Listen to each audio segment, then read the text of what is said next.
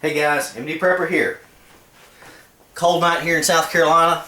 Just a review on wool coats and all of that, and got to thinking about, well, other than a wool coat, what's the most important thing you're going to need? Headgear.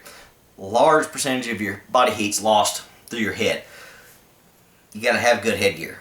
Baseball cap, just not going to do it in cold winter conditions. Tonight it's about 20 here in South Carolina. I got to thinking, what's the warmest headgear I own? I've got all sorts of stuff, baseball caps, pith helmet, all sorts of good stuff. I may do some reviews on later for the various uses, boonie hats, etc. Got thinking about it and realized the warmest thing I've got was a bit of a novelty that I picked up a while back, just to have one, just thought it was cool. Got a Soviet, or Russian-made, Ushanka. Ushanka is kind of your standard classical Russian-looking hat. You will actually see these up in Canada and up north fairly often, but you won't see them worn in this style.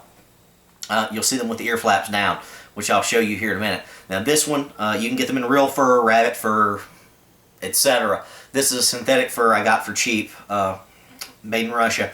Of course, came with the Soviet flashing there. Pin, which I would not recommend wearing around if you're going to wear this thing. Don't draw too much attention to yourself in this thing.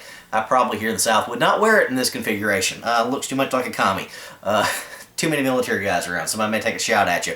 But this would be a great pairing, keep in the car. Use it with your Ushanka, or with your pea coat, anything like that. Your military wool coat, whatever you've got to keep warm.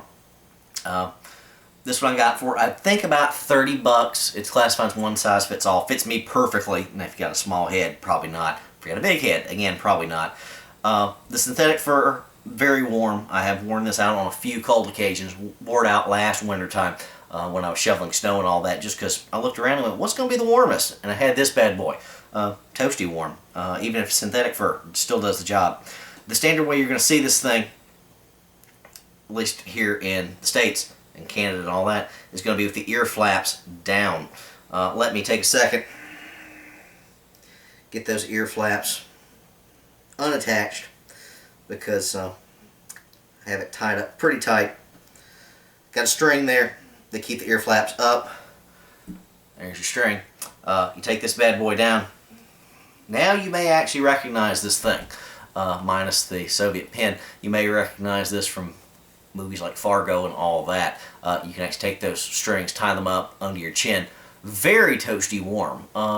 Makes me look like a northerner, but does the job. Nice flap here on the back side.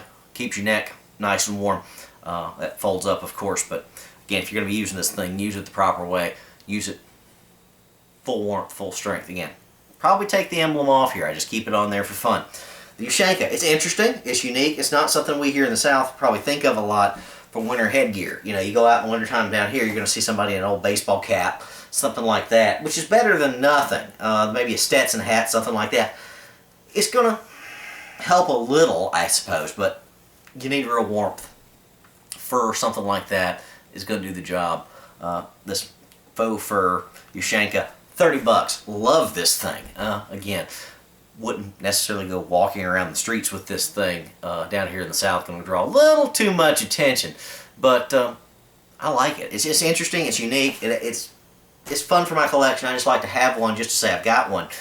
Show it to folks, all that. But it's actually quite practical. Once I got to thinking about it, had it for quite a few years, and it just never entered my mind until we had a snowstorm that shut things down for a few days, and I had to get outside and do some things. So, Ushanka, classic Russian style.